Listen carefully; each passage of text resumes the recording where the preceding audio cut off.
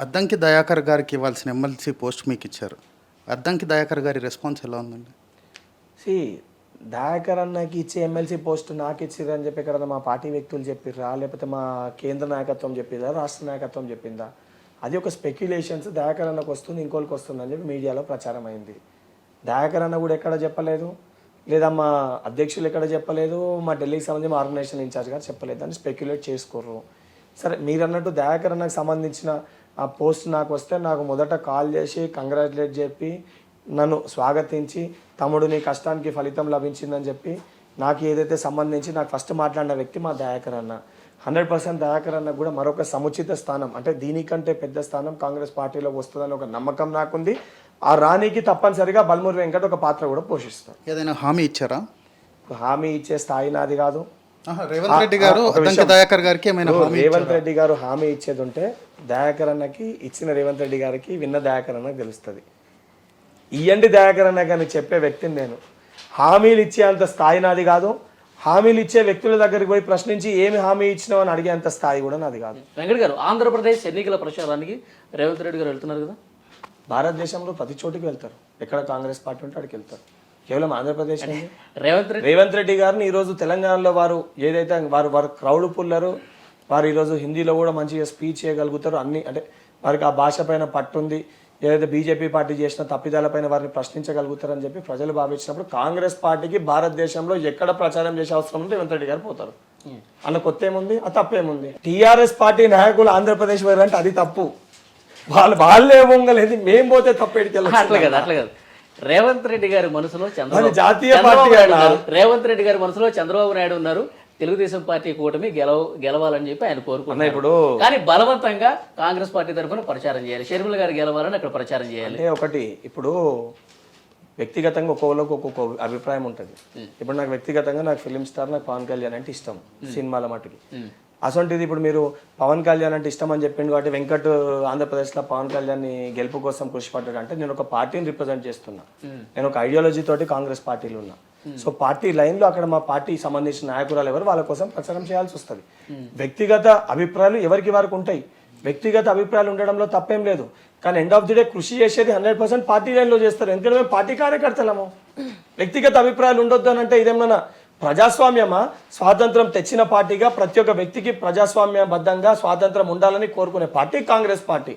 దానికోసమే స్వాతంత్రం కోసం పాటుపడ్డారు. తెలుగుదేశం పార్టీ గెలవాలని రేవంత్ రెడ్డి గారు ఎక్కడ చెప్పిరా? ఆర్థికంగా ఏమైనా సాయం చేసే రేవంత్ రెడ్డి గారు తెలుగుదేశం పార్టీ ఆంధ్రప్రదేశ్ లో గెలవాలని ఎక్కడన్నా ఇంటర్వ్యూలో కానీ ఎక్కడన్నా వారు మాట్లాడినరా?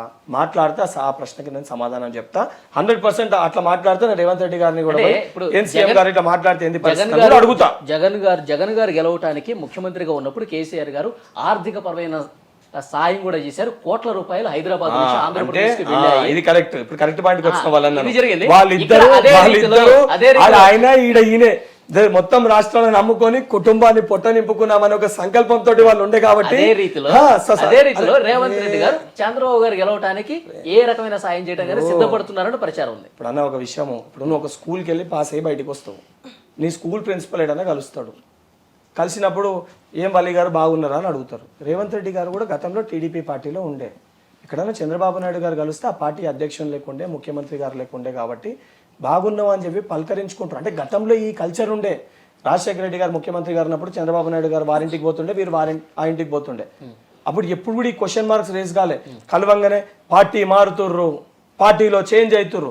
ఈ దరిద్రం మనకి కేసీఆర్ ముఖ్యమంత్రి అయినాక ఎవరిని ఓటు కలిసినా కూడా మారుతాడు, వెళ్ళిపోతాడని చెప్పని ఆ సంబంధించిన వాళ్ళకు ఛానల్ పాడింది. ఆ ఛానల్లో దాన్ని వేసి టెలికాస్ట్ చేసి పెయింట్ రాసే ప్రయత్నం చేశారు. తెలంగాణ నోట్ల కట్టలు అట్లేమి వెళ్ళే అవకాశం లేదంటారు. అయితే తెలంగాణలో ఇప్పుడు వ్యక్తిగతంగా ఏదైనా ఆర్థికంగా సహకరించాలన్నా పార్టీ మాకు సంబంధించిన ఏదైతే ఉందో అఫీషియల్గా దాని ఫండ్స్ కేటాయించి వాళ్ళకి ఇబ్బంది అయితే ఎవరికైనా కావాలనుకుంటే మాకు తోచిన రీతిలో షర్మిల గారికి సంబంధించిన అక్కడికి ఇస్తాము.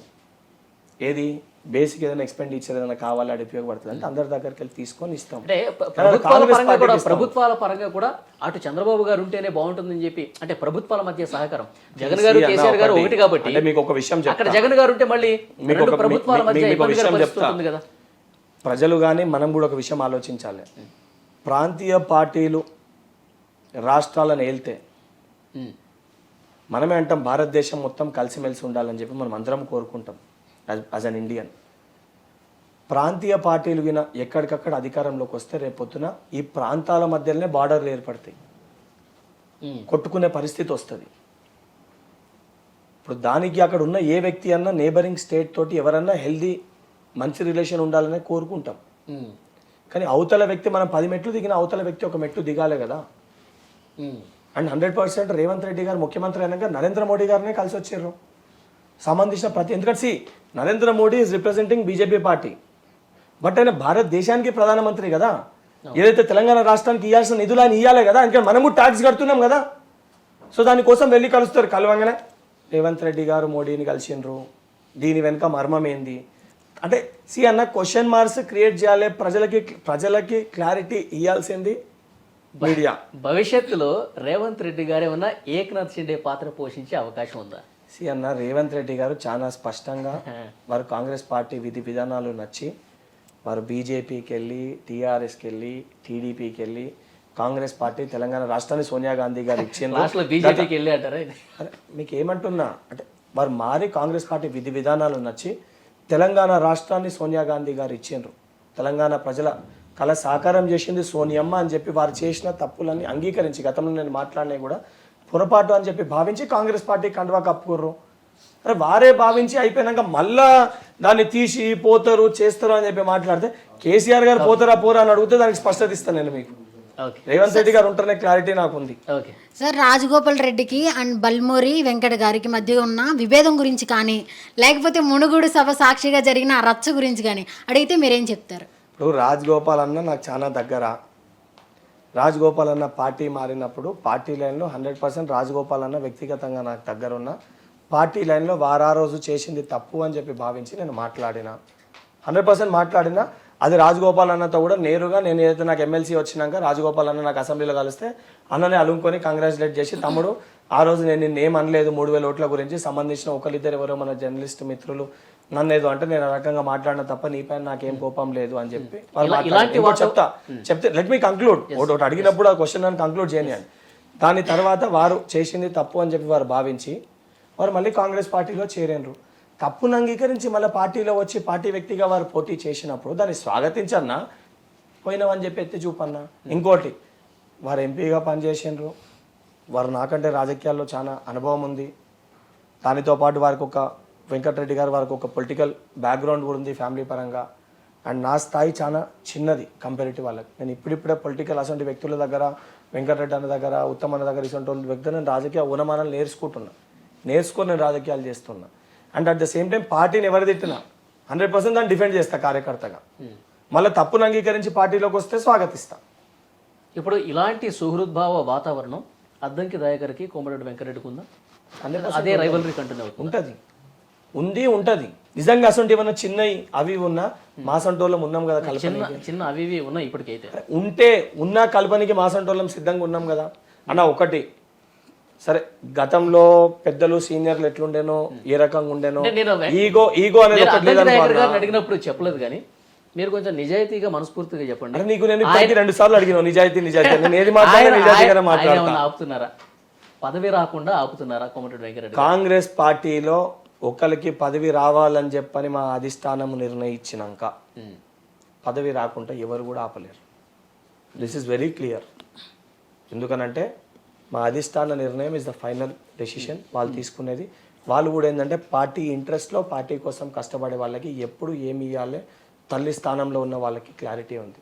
అండ్ ఇక్కడ దాన్ని అడ్డుపడాలి, ఆపాలనే ప్రయత్నం చేసే వ్యక్తులు ఎవరూ లేరు. వెంకటారు, రాబోయే 30 ఏళ్లలో ప్రజాక్షేత్రంలో ఉంటాను, పోటీ చేస్తాను అక్కడ ఎమ్మెల్యేగా అని అన్నారు. కాంగ్రెస్ పార్టీ కనుక మీకు సీట్ ఇవ్వకపోతే పార్టీ మారే ఛాన్సెస్ ఉన్నాయా? ఎక్కడ? వేరే పార్టీకి, బీఆర్ఎస్ కానీ బీజేపీ కానీ. ఎక్కడ పోటీ చేస్తాను నేను? హుజురాబాద్ నుంచి.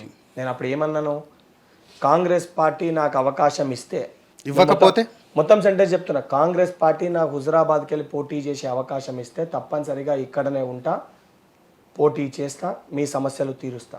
అది కాక పార్టీ నాకు ఇంకేమన్నా బాధ్యతలు అప్పచెప్పినా తప్పనిసరిగా నికార్సైన కాంగ్రెస్ పార్టీ కార్యకర్త లేక ఇంకెవరికన్నా ఇక్కడ టికెట్ కేటాయించిన ఆ అభ్యర్థి గెలుపు కోసం పాటుపడతానని కూడా చెప్పిన. సెంటెన్స్ చెప్పినప్పుడు మొత్తం మీరు చూసుకొని నేను ఏం చెప్పినా దాని ప్రకారం నన్ను అడగండి, ఆన్సర్ చేస్తా. నేను ఎక్కడ కూడా సింపుల్గా ఒకటి చెప్పి ఒక వ్యక్తిని దూషించి నేను ఎక్కడ కూడా మాట్లాడా. సార్ మీరు అండ్ ఇంకోటి, పార్టీ మారే పరిస్థితి ఉంటే రాజకీయాలు ఇచ్చిపెడితే తప్ప నేను పార్టీలు మారే అసొంటి స్టేట్మెంట్ ఎందుకు అని అంటే, అసొంటి స్టేట్మెంట్ ఇస్తే గతంలో మాట్లాడిన వాళ్ళు ఆ రకంగా వివరించలేదు కాబట్టి ప్రజలు నమ్మే పరిస్థితి లేదు కాబట్టి మీరు మాట మీద ఉంటారా? మాట మీద ఉంటున్నా లేదో రేపు పొద్దున మీకు కాలమే నిర్ణయిస్తుంది. సార్ మీరు డాక్టర్ కదా, రాజకీయాల వైపు మీ అడుగు ఎలా మళ్ళిందంటారు? అంటే అది కుదరక ఇది అరువు తెచ్చుకున్నారా? నేను ఎంబీబీఎస్ కంప్లీట్ చేసినానమ్మా. ఎవరైతే మా టీఆర్ఎస్ సోదరులకు కదా వాళ్ళు అడిగినట్టు మీరు కూడా ఎంబీబీఎస్, నా ఎంబీబీఎస్ కూడా ఈరోజు వేములవాడ శాసనసభ్యులుగా పోటీ చేసిన లక్ష్మీ నరసింహారావు గారి కాలేజ్లోనే, చెల్మేడ ఆనందరావు కాలేజ్లో నేను మెడిసిన్ కంప్లీట్ చేసిన. నా ఇంటర్న్షిప్ కూడా కంప్లీట్ అయింది. అన్న వ్యక్తులకు ఎవరైనా డౌట్ ఉన్నా మా చైర్మన్ గారు వారి కాలేజే కాబట్టి కంప్లీట్ అయిందో లేదో ఆధారాలు అక్కడికి వెళ్ళి. మరి ఇప్పుడు రాజకీయంలోకి ఎందుకు వచ్చారు? ఇంకోటి, డాక్టర్ వృత్తికి పొలిటికల్ వృత్తికి చాలా కనెక్షన్ ఉంటుంది. డాక్టర్ వృత్తి కూడా కుల మతాలకు అతీతంగా, ఒక పేషెంట్ మా దగ్గరకు వస్తే ఆయన కులం ఏంది మతం ఏంది అని చూడకుండా మనం సర్వీస్ ఇవ్వాల్సి వస్తుంది. రాజకీయాల్లో కూడా కుల మతాలకు అతీతంగా ప్రజల సంక్షేమం కోసం పనిచేసే పరిస్థితి ఉంటుంది. చాలా దగ్గర రిలేషన్. మరి మీకు డాక్టర్ బల్మూరి వెంకట్ అంటే ఇష్టమా, ఎమ్మెల్సీ బల్మూరి వెంకట్ అంటే ఇష్టమా? నాకు డాక్టర్ బల్మూరి వెంకట్ అంటేనే ఇష్టం. ఎందుకు ఇది ఇష్టం లేదు? ఎందుకంటే మా తల్లి ఏదైతే నన్ను మొదట కోరిన కోరిక ఒకటే, నువ్వు డాక్టర్ మెడిసిన్ నువ్వు కంప్లీట్ చేయాలని చెప్పి కోరింది.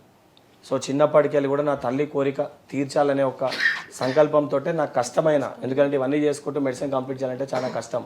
జనరల్గా 5 సంవత్సరాలు అందరిది కంప్లీట్ అవుతుంది. నేను ఇవన్నీ చేసుకుంటూ నాది 8 సంవత్సరాలు పట్టింది నా మెడిసిన్ కంప్లీట్ కానీ. 8.5 years అయింది. మరి ఇప్పుడు డాక్టర్గా బాధ్యతలు అన్ని పక్కన పెట్టారా? అంటే ఇప్పుడు నేను ఇంకా పెద్ద బాధ్యత వచ్చింది. డాక్టర్గా అంటే కేవలం కొంతమంది వ్యక్తులకే నేను సాయం చేయగలుగుతా, కానీ ఈరోజు డాక్టర్లు పడుతున్న ఇబ్బందులు కూడా తెలిసిన వ్యక్తిగా, ఇప్పుడు గాంధీ హాస్పిటల్ ఉంది, ఒక డాక్టర్ మంచిగా సర్జరీ చేసినాక కూడా సంబంధించిన వెంటిలేటర్ పైపులలో ఎలుకలు కొట్టి ప్రాపర్ ఆక్సిజన్ అందక అనేక పేషెంట్లు మనం చూసినాం. అటువంటి పరిస్థితులు నాకు తెలిసి కాబట్టి డాక్టర్లు ఎవరైతే సేవ చేయాలనుకుంటారో అటువంటి డాక్టర్లకి సహకరించే ఒక గవర్నమెంట్ సిస్టంలో నేను ఉన్నాను. So this will help more people. So నా ఎండ్ ఆఫ్ ది డే నా విజన్ పబ్లిక్కి సర్వ్ చేయడం. సో ఇది ఎక్కువ మందికి సర్వ్ చేయగలుగుతున్నాడు. 100% ఐఎమ్ హ్యాపీ. సెల్ఫ్ సాటిస్ఫాక్షన్ అంటారు కదా, అది నాకు 100% ఉంది. మీ అమ్మగారికి ఎంతో ఇష్టమైన డాక్టర్ వృత్తిని పక్కన పెట్టారు కదా, మీ అమ్మగారు ఎలా రియాక్ట్ మా అమ్మగారు ఏదైతే సంబంధించి చిన్నప్పటికెళ్ళి మాకు మెడికల్ షాప్ ఉంటే వారు కెమిస్ట్. సో 100% డాక్టర్ చూసినప్పుడు నా కొడుకు డాక్టర్ కావాలని ఉంటుంది. అండ్ నేను రాజకీయాల్లో పోతున్నప్పుడు కూడా చాలా మంది కొడుకుని ఆగం చేస్తున్నావు రాజకీయాల్లో పంపి అని మా తల్లితో చాలా ఎగతాళిగా మాట్లాడారు చాలామంది. మాట్లాడినప్పుడు బిడ్డ వీళ్ళందరికీ నువ్వు సమాధానం చెప్పాలంటే, అమ్మ ఓపిక పట్ట, నేను ఒకసారి మెడిసిన్ కంప్లీట్ చేసినాక తెలుస్తుంది దాన్ని బట్టి అని చెప్పిన. కానీ దాని తర్వాత ఈ 10 సంవత్సరాలు నా కష్టాన్ని చూసి తల్లి గుణం ఎట్లుంటుందంటే, తనకి ఎంత ఇష్టం ఉన్నా పిల్లగానికి ఏముందో లాస్ట్కి అదే కావాలని కోరుకుంటుంది. మా తల్లి కోసం నేను డాక్టర్ వృత్తి ఎట్లయితే కంప్లీట్ చేసినా, నా ఇష్టం రాజకీయాల వైపు ఉందని చెప్పి కూడా మా తల్లి ఈరోజు రాజకీయాల నుండి నా కొడుకు నెరవేర్చిండు. నా కొడుకు ఆశ నెరవేర్చడంలో నేను సహకరించాలని చెప్పి మా తల్లి ఈరోజు నేను చేసే ప్రొఫెషన్లో కంప్లీట్గా సంతోషంగా హ్యాపీగా ఉంది. అన్న 10 ఏళ్ల రాజకీయ జీవితంలో ఎప్పుడైనా ఎందుకురా ఈ జీవితం, ఎందుకు ఈ పాలిటిక్స్ అని ఎప్పుడైనా అనిపించింది? ప్రతిరోజు అనిపిస్తుంది. ఎందుకనంటే సిస్టంలో 100కి 100% ప్రాబ్లమ్స్ మనం రిజాల్వ్ చేయలేము. మన సొంటోనికి ఎట్లా అనిపిస్తుంది అంటే, ఒక సమస్య ఉంటే కంప్లీట్ ఇట్లా డాట్ లైన్ గీయాలని అనుకుంటాం, కానీ దాంట్లో అనేకమైన ఇబ్బందులు ఉంటాయి. అది చేయలేనప్పుడు ఒక వ్యక్తి ఒక 100 మందిలో ఒక 80 మందికి సహకరించి 20 మంది తిడతారు, అన్న నువ్వు మాట ఇచ్చినావు, నువ్వు ఈ సమస్యను పరిష్కరించలేదు. ఇప్పుడు మొన్ననే ఉదాహరణకి జియో 46 కానిస్టేబుల్ ఇష్యూ ఒకటి అయింది. నాకు చాలా తాపత్రయపడ్డాను, అరే పోయి ఆ ఇష్యూ రిజాల్వ్ చేయాలని చెప్పి సంబంధించి ముఖ్యమంత్రి గారితో మాట్లాడని చేసినాను. కాబట్టి ఆల్రెడీ సెలక్షన్ లిస్ట్ పెట్టారు. ఒకరికి న్యాయం చేస్తే ఇంకోరికి అన్యాయం జరుగుతుంది, ఇంకోరికి న్యాయం చేద్దామంటే ఇంకోరికి అన్యాయం జరుగుతుంది. సో అటువంటి పరిస్థితుల్లో ఏమనిపిస్తుంది, అరే ఏందిరా ఇది, ఎంత చేయాలనుకున్నా ఎంత కష్టపడ్డా కూడా మళ్ళీ ఆఖరికి తిట్లే వినాల్సి వస్తుందని 100% రాత్రి వండుకొని నెక్స్ట్ డే ఇది సైకిల్. మీకు రోజు ఇది కష్టం అనిపిస్తుంది కదా అన్న? ఎట్లాగూ ప్రజలకి న్యాయం మంచిగా చూడాలి, న్యాయం చేయాలి, అందరికీ మంచి చేయాలని వచ్చారు కదా, అదేదో డాక్టర్ చేసిరు కదా, అది కూడా మంచి సేవ చేసుకోవచ్చు కదా, అది కూడా ప్రజలకు సేవలే. అదే చెప్తున్నా, మన ఇండియన్ సిస్టంలో ప్రతిరోజు మీరు కష్టం అనిపిస్తుంది అని అన్నారు కాబట్టి, కష్టం అనేది కష్టపడొద్దు, యువకులము సంబంధించి మనమే కష్టపడొద్దు, హ్యాపీగా ఉండాలనిపిస్తే ఏమి చేయకుండా ఉన్నది సంబంధించి అమ్ముకుంటూ తాపకింత అమ్ముకుంటూ తిని మంచిగా పంట సుఖంగా అనిపిస్తుంది అని చెప్పి కష్టపడకపోతే ఈ మనిషి పుట్టుక మనం పుట్టి జీవితం ఎందుకు? బల్మూరి వెంకట్ గారు, మేము అడిగిన అన్ని ప్రశ్నలకు మంచిగా సమాధానం చెప్పారు. మీరు ఉక్కిరిబిక్కిరారా, నేను ఉక్కిరిబిక్కిరా? మీ విలువైన సమయం మాకు కేటాయించి బాగా పార్టిసిపేట్ చేశారు. Thank you. ఇది ఇవాల్టి మనంతో మన లీడర్. నెక్స్ట్ వీక్ మరో గెస్ట్తో కలుద్దాం. This is Vali. Keep watching Manam TV. మనం ఉన్నది మన కోసం.